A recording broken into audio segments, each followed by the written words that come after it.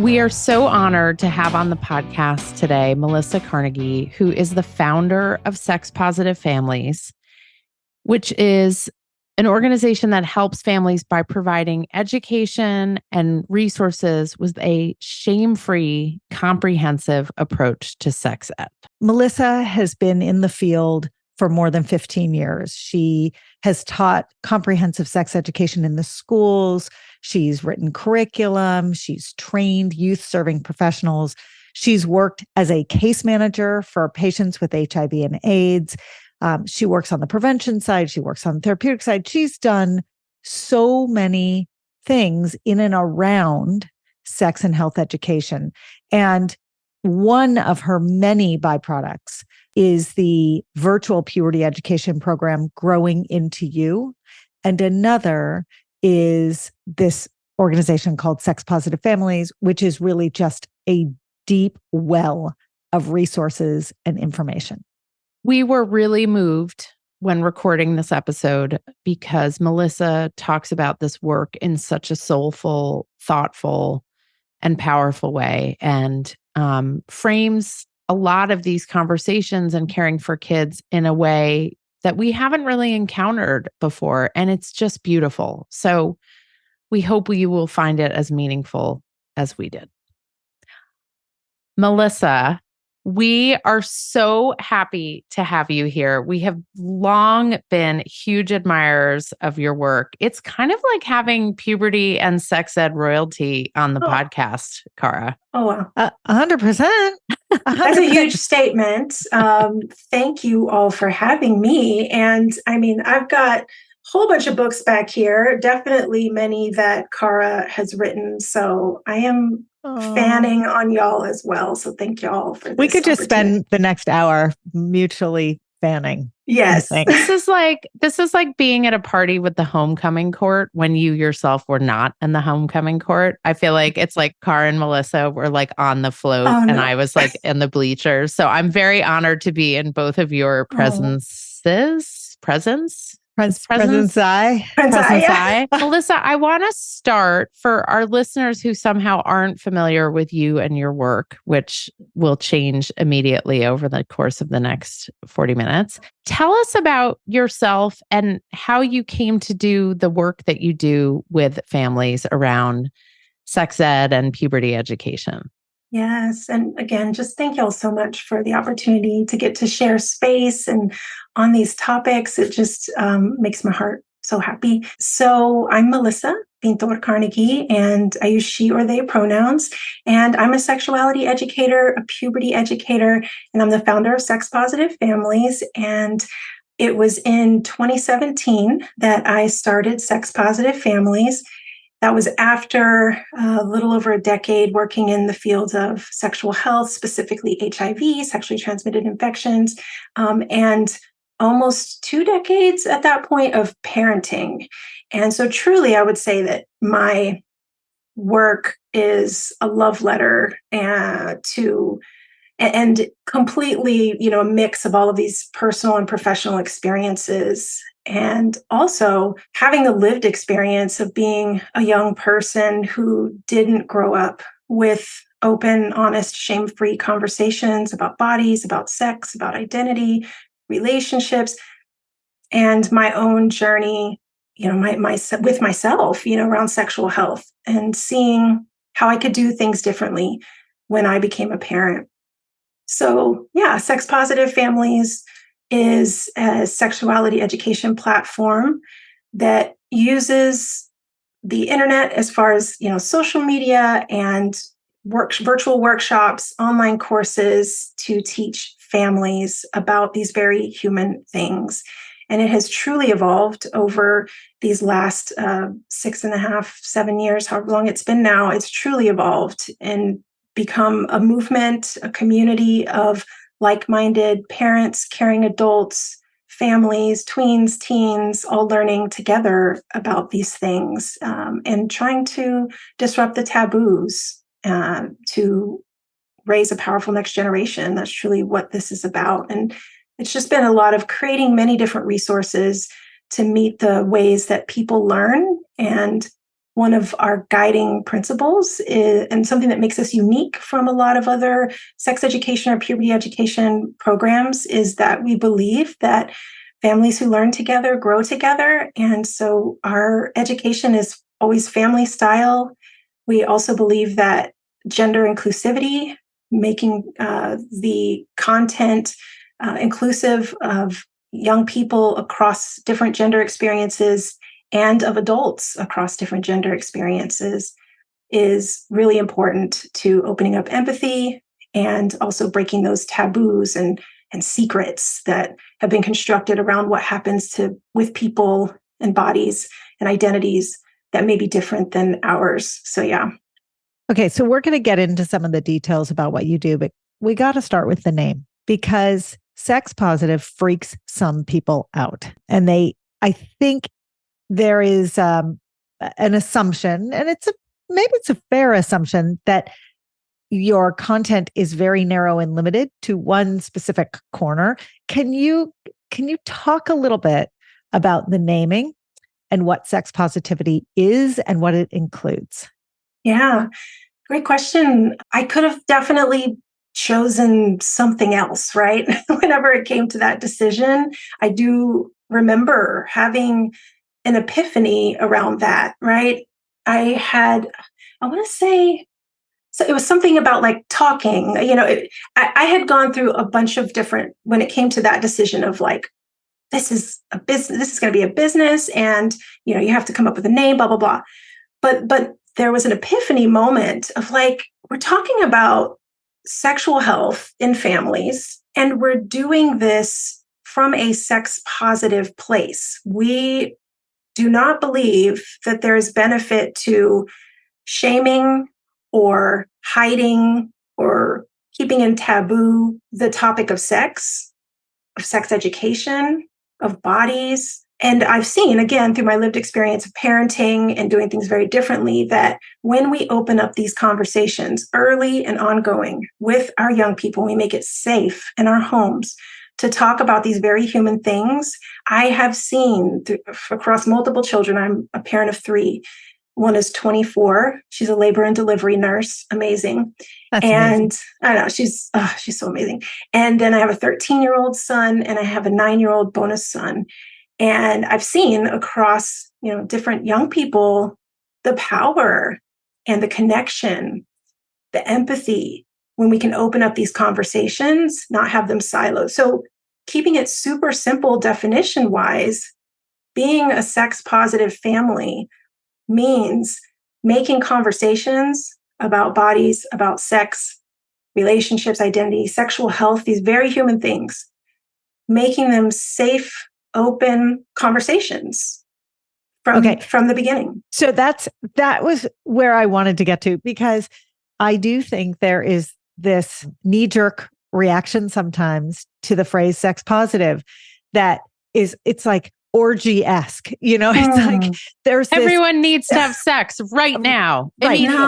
And that is not what this name or what this phrase is about. It's about the positive focus. We have 2 ways of approaching sex education, right? And one is fear-based, and one is positive. And it's not that there's no room for talking about the consequences that might invoke fear. That's totally fair. Like STIs important. And STDs are scary, and pregnancy when it's unintended is scary. And there's there's a lot out there that we can talk about that it is not necessarily positive, but it's the approach to the conversations that's positive. It's open, right? It's open, it's engaging, it's inviting, it's non-shaming, it's not judgmental. It is positive. Absolutely. And I mean, the things that you named, for example, that maybe many of us grown-ups, depending on where we grew up and, the values and all of those things, we might have been introduced to sex education from a fear or shame-based place, or we weren't introduced to it at all because of what's rooted in our culture, puritanical beliefs and silence, shame around these things. But STIs and unplanned pregnancies, these are aspects of of our life, right? They are aspects of our life. So even the approaches that have been taken many times on these kind of two topics from that prevention, place, prevention is rooted in control. And we cannot control many of these outcomes, these very human outcomes. So even that kind of reframing in this sex positivity and these talks, comes from that place of acknowledging that there are many different aspects, to this human experience. And when we remove shame, like you're saying, when we remove shame from the equation and we make it safe to talk about these things, then we can help our young people feel equipped, informed, supported, prepared, which then does minimize the instance of these outcomes that might be considered, less desirable or that people might be afraid of. Because again, you can approach these decisions around sex and bodies and relationships from a more informed place, not fear. Melissa, people often worry that by giving kids information about their bodies, about sex, about relationships, even having conversations with them about like, hey, do you know what porn is? Because we should talk about porn. They're worried that initiating these conversations encourages kids to go out and seek them or do them or engage with them. And we all know as educators that that's actually not the case. And the research tells us that giving kids information delays often their engagement with these activities and these types of content.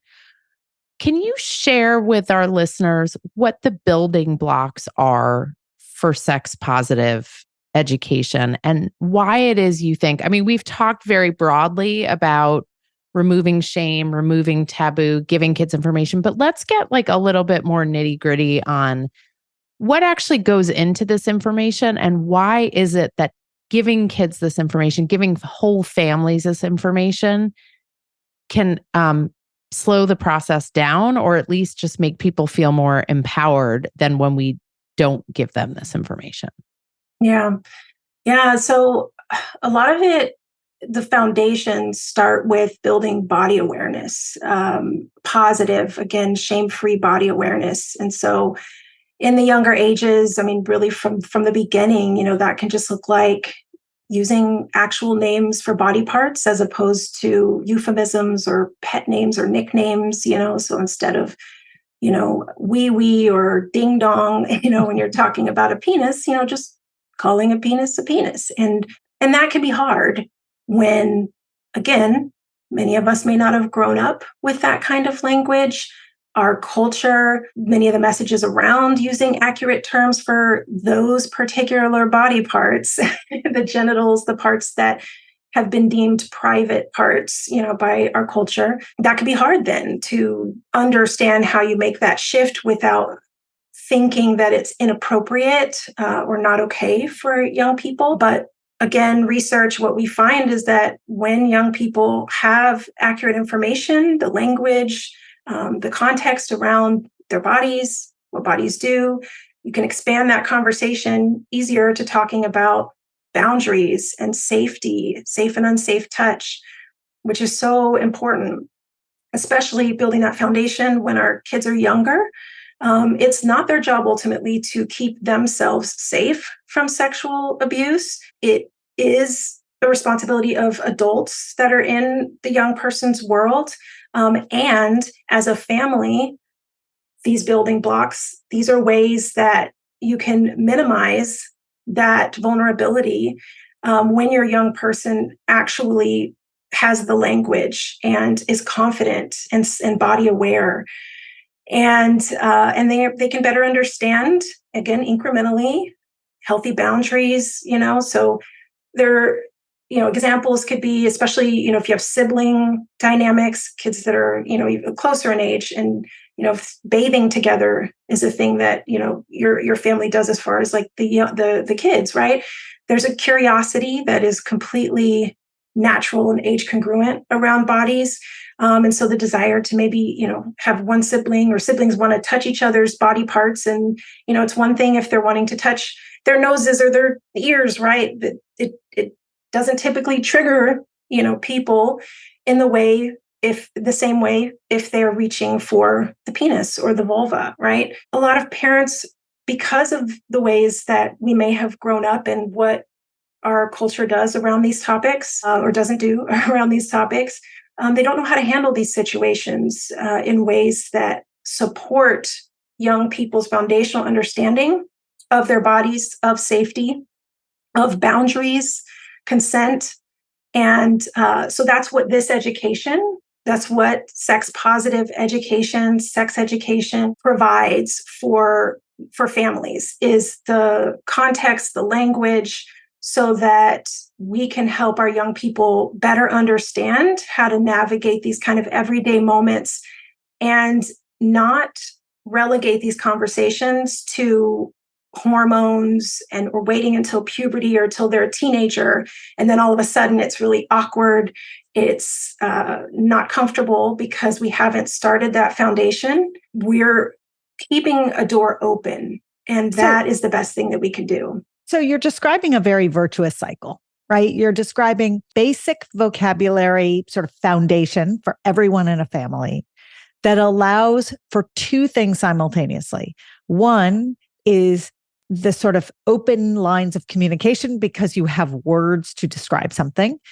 And the second is it allows for, even though it's not the job of a young child to keep themselves safe, and I think that's a really important point that you just made, but we know it does. We know naming your body parts keeps you safe, especially for younger kids, because predators who are grooming kids that know their body parts will leave those kids alone because they know those kids have been educated by someone who's willing to have open conversations with them. And that there's the cycle, because then the kids are going to go back to the trusted adults and have the open conversations about how someone made them feel, or where the privacy felt violated, or where the consent felt violated. And even if they don't have those words, privacy and consent, they have a trusted adult with whom they've had these conversations. So there's like this incredible wheel that begins to spin just when families start to talk.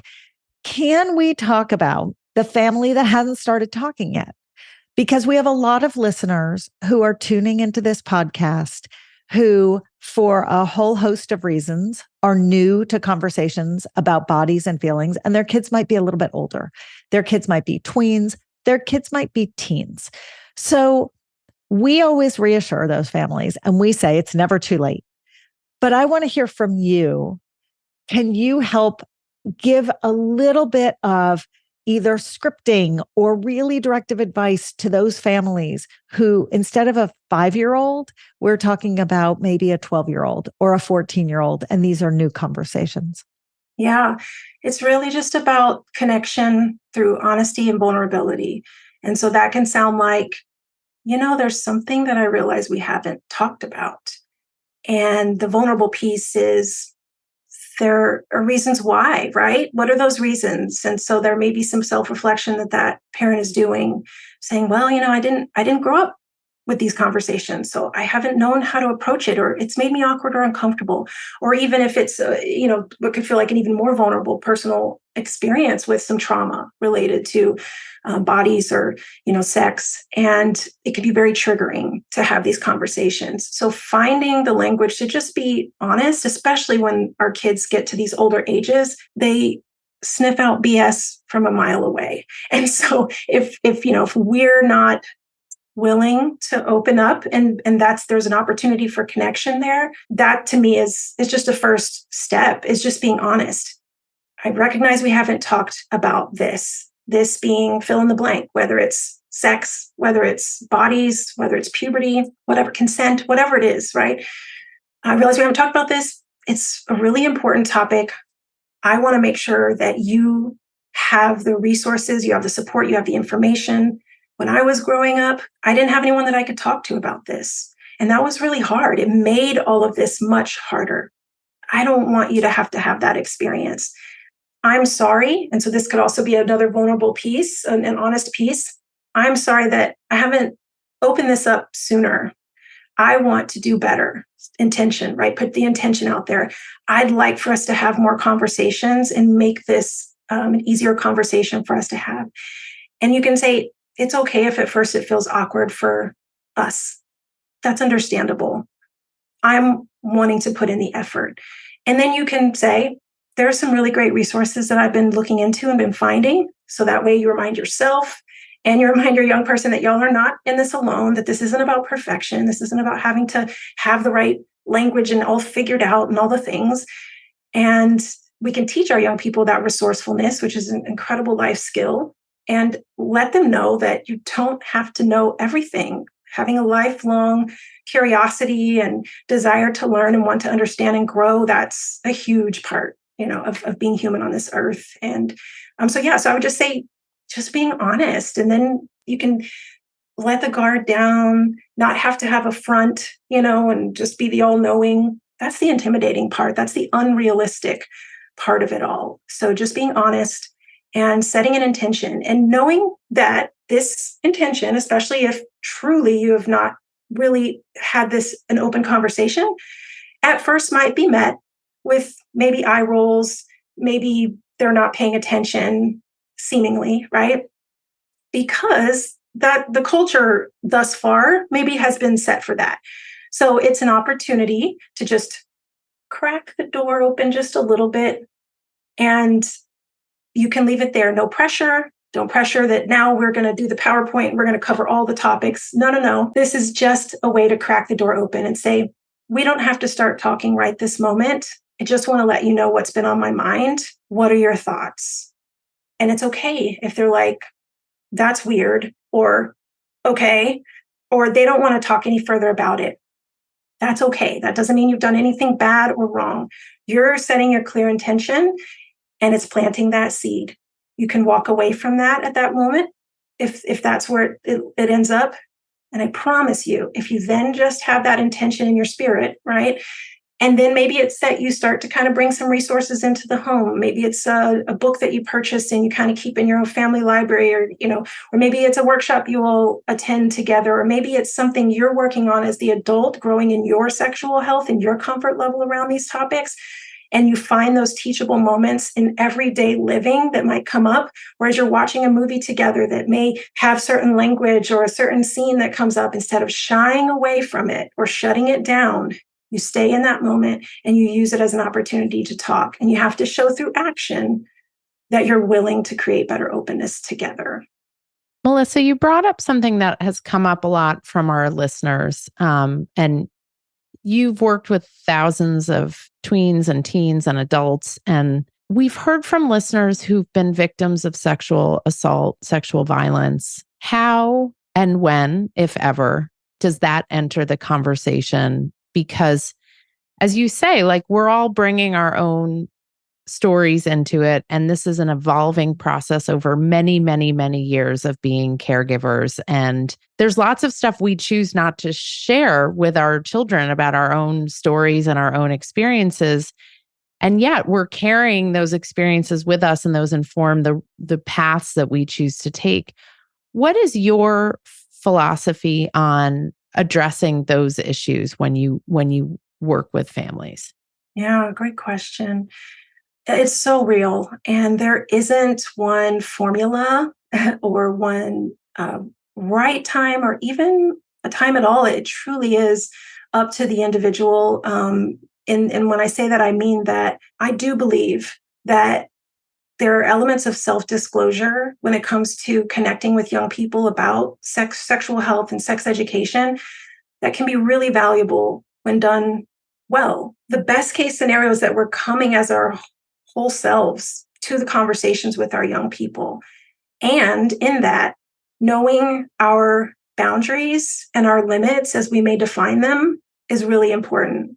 And so ideally, if you've experienced sexual trauma, then ensuring that you have support around that experience so that if you decide to share any element of that with your young person, if it feels relevant to something that you're discussing or something that's come up with your young person, you can put some intention into how you may want to share that, identifying how relevant it is to share it, right? Because just kind of being careful about those lines and not dumping, things onto a young person, our young people, that becomes a heavy load for them to carry. But I'm not of the thought that talking about our lived experiences, and even lived experiences that have been hard or that have harmed us, I am not of the thought that that is off limits, that there's no benefit or no value to that. I think it's about how we may do that, the intention behind that. And so, if you're thinking about that, if you're thinking about disclosing or sharing any element of that with a young person in your life, I would say talk with someone maybe about that first, whether that's another caregiver that you're, co-parenting with, or if you're in you have a therapeutic space that you can talk to, maybe talk about that, what's coming up, and make sure that you feel ready for that conversation and you're clear about what you may want to share and why it may be relevant with that young person.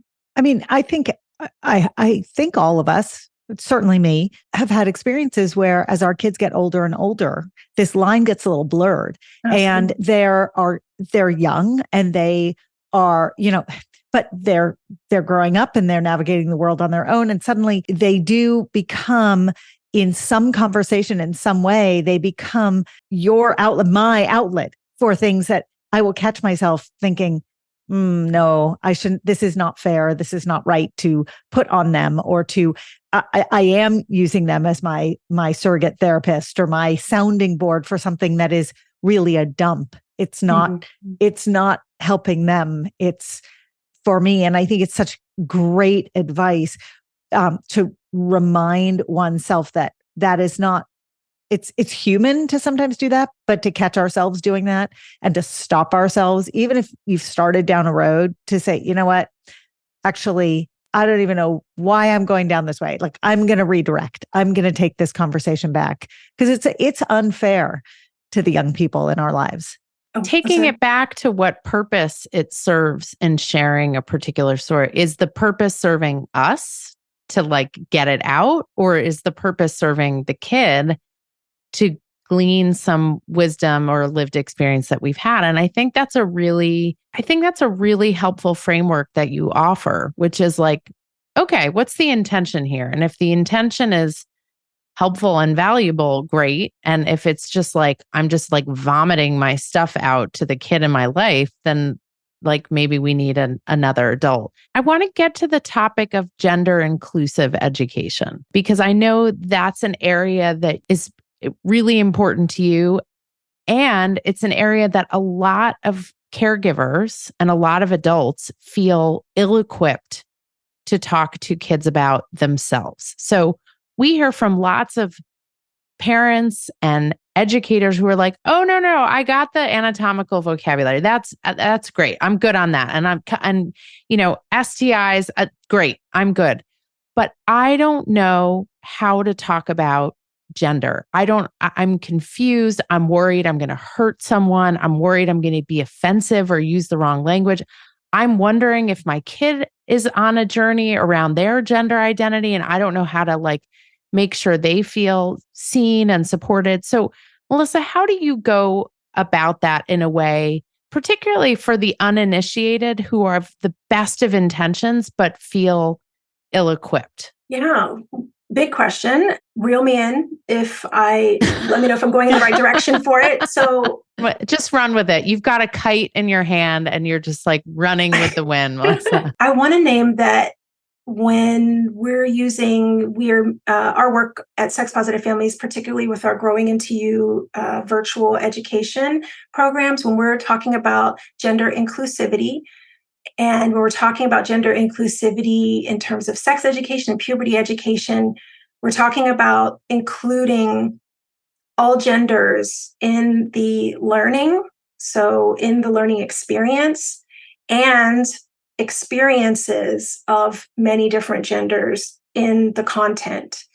And that's unique because many times, especially with puberty, there's a binary way of framing it as girl puberty, boy puberty. And then, of course, it just kind of leaves experiences of young people who have identities that are not on the binary out of the conversation. And it also sends a false narrative about bodies, in that there's only two ways that bodies can form and develop, and the narrative that bodies and gender are the same. They're not, right? Gender is identity, and it is individual to every person. Bodies form and develop and change over time in very unique ways. There are as many types of bodies as there are people on this earth, is one thing that we always teach about in our education. And so it's really normalizing the fact that there are many different experiences when it comes to changes, and including identity. And so when we think about how we can talk about these topics with young people in ways that can be inclusive, I think for me, a lot of it is taking that pressure away of having to just get things perfect or right or fit into these boxes, or the language exactly right. Because like you mentioned, if there's a fear that we're operating from with any of this stuff, but certainly, if there's a fear that we're operating from of getting something wrong, and again, it's about being open to learning about, talking about, being inclusive of many different experiences with these topics. And again, because so many of us didn't grow up with the language or this kind of understanding or this kind of framing. Thankfully, there are so many really cool resources nowadays. Lots of books that are being created from that lens, lots of information around gender. And so as adults, educating ourselves on what this can look like, because the expansiveness of gender is not new. That has existed as long as humans have existed. This is really just about the language that has shifted and our current culture's climate, around. So can we get tactical though? What are some tips that you can offer that are practical ways for people who are confused? As Vanessa explained it, these are, most people who are trying to educate themselves on how to parent or adult kids better, right? So these may be, it doesn't have to be your child. You may want to advocate for a student or someone on your team or someone for whom you're a mentor. And these adults are trying. What are some tactical pieces of advice that you can give adults? What are maybe 3 things adults who feel really flat-footed on the topic of gender? What are 3 things they can do, or 3 ways into a conversation with a kid? Check out genderspectrum.org. Awesome website that has entry points for many different roles. So whether you're an educator and you're wanting to understand gender, whether you're a parent, a grandparent, whether you're a young person, they have these entry points very clearly marked. They've got great videos, great content, because truly it's learning about the expansiveness of gender and learning about it from people who actually have the lived experience of having expansive understanding of gender. And so I'll just say personally, for me, I'm a non-binary person. And so to walk that back for some folks and put some context around that, I was assigned female at birth, and I was assigned girl as far as my gender. And that didn't resonate with me growing up. So what that looked like for me at the time, I'm 43 now, what that looked like for me at the time when I was growing up was being called tomboy. Because, we didn't have language of many different gender identities. From when I was growing up, it was either boy, girl, or tomboy, or sissy, right? There was this language, right? If you didn't fit in a binary. And it wasn't until I became an adult, and it definitely helped me being in this work, that I was exposed to expansive language around gender. And as soon I was watching an interview, it was Dr. Donahue, who is a prominent person in the sexual health space, a clip where he was talking about gender and non-binary identity he was talking about. And I don't even remember exactly, but the language that was being shared in that clip, a light bulb went off for me. I was like, oh my gosh, I think I actually cried, because I was like, that's how I've always felt. I've never felt like I fit boy, girl, man, woman. And so I am a non-binary person. That is an experience that is unique for me. Another non-binary person may have their own definition of what being non-binary means to them, just as much as if I asked, and what genders do you all identify as without me making assumptions? If you identify with a gender? I identify as she, her. Yeah, same. And would you say woman as far as and your woman. gender? Yes. Right. Yes. So if I asked you both separately, what does it mean to be a woman? I'm pretty sure you won't give the exact same That's right. definition, That's right? exactly That's right.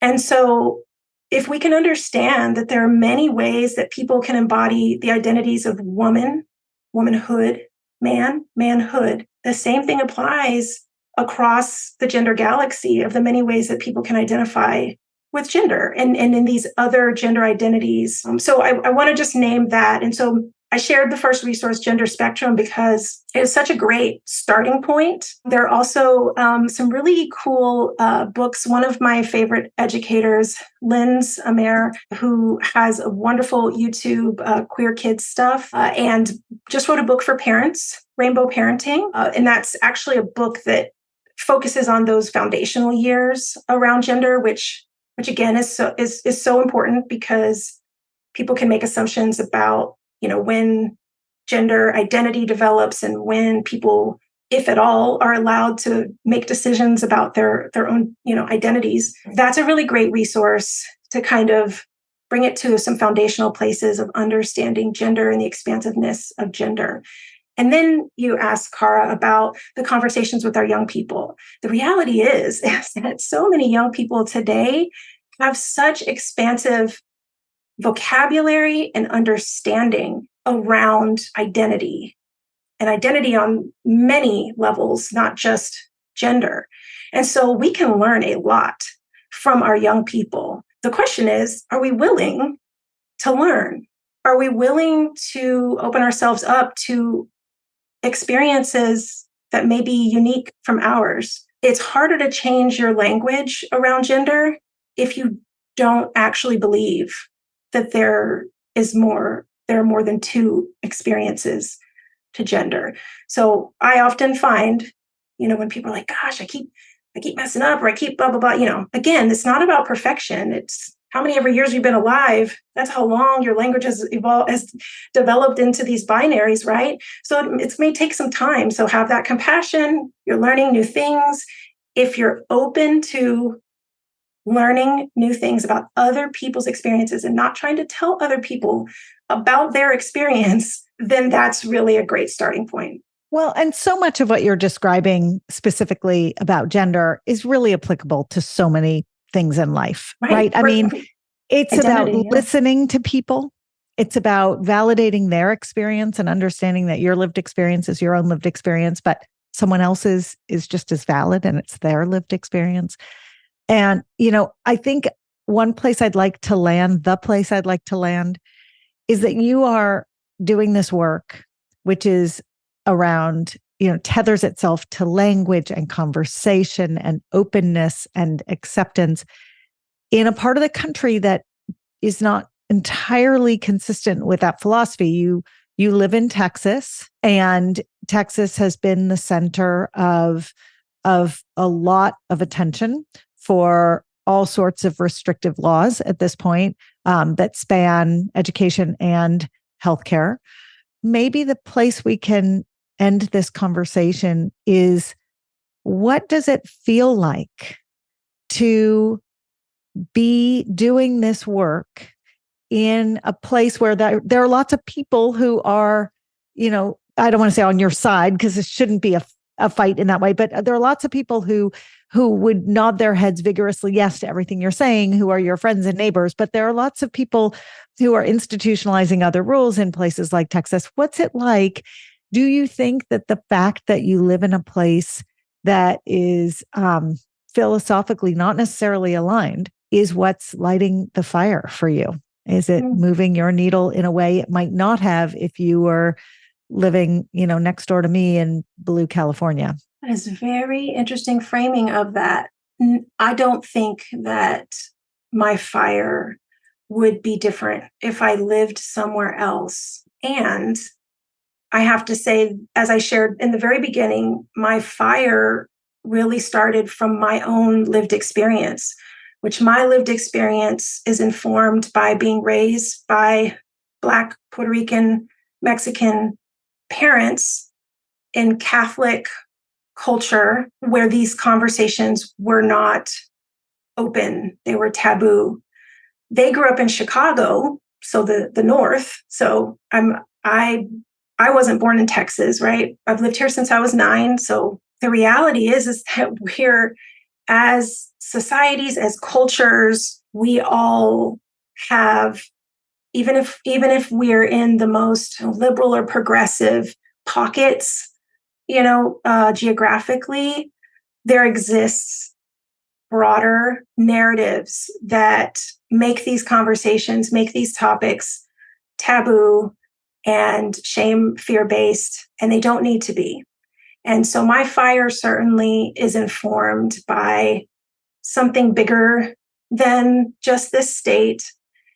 And living in this state is not easy when it comes to these topics. Finding the schools, the communities, the parent groups who have that same fire or even spark. And that spark often is, I just know that I don't want my kids to experience blank, right? From that lived experience, whatever that is for them, whether it's trauma, consent violations, ignorance, sexual violence, not knowing about their bodies until much later in life, and all the damage that can cause. So I think that just getting clear about the why, and no matter where we are geographically or politically where we're at, there's something that we can have influence over. And that's a key piece to this work that I do with families, is because no matter what shitstorm might be outside when you open that door, to your home, or even, if you're going to family members' homes for the holidays and they share very different values than what you are trying to instill with your children, you can have influence in terms of what you grow within your own sexual health and how that expands out, with the relationship that you have with your kids or with your partners. So there's so much we cannot control around the politics, and it can bring you down. It can absolutely stall progress. But I choose not to do that. And this work it's vital, to helping families and parents and caring adults see the power that they do have and the influence that they do have. Melissa, we could listen to you for a very long, long, long time. You are reframing something that is a topic, a world of topics that are so often cast as negative or fearful as positive. And we're all on the same journey with you, which is why we met you and instantly felt just deep affection for everything you're doing and putting out into the world. We're so happy to have heard your voice on this podcast, to have shared what you are doing with our listeners. And we look forward to seeing where things go for you, because you're changing the world in amazing ways. Thank you. Thank you. Thank you for being part of this conversation. I just wanted to say, I feel empowered in my own worries and fears about making mistakes. I feel so affirmed by you, because I will still make mistakes, and I will mess up, but feeling empowered just to go out there and give it my best shot. And even I do this work day in and day out, and I screw it up all the time. So sometimes it takes somebody else's voice to remind us that we are fallible, but we should continue to give it our best shot and be our most authentic selves in that effort. So thank you, Melissa. It was so affirming, and we're so grateful. Thank you for having me. Thank you both. Thank y'all for the work that you all do. And I'm just so honored to be in community with you all. We absolutely love hearing your feedback and getting all your questions. So anytime you want to be in touch, email us at thepubertypodcast@gmail.com. If you're looking for great puberty products like the shorts or the socks or the bra, you get the theme there, go to myumla.com. If you want more content, you love what we do on the Puberty Podcast, and you want to have us come speak or learn more about our book or subscribe to our amazing newsletter, The Awkward Roller Coaster, go to orderofmagnitude.co. Remember, it's .co because we don't have enough money to buy .com yet.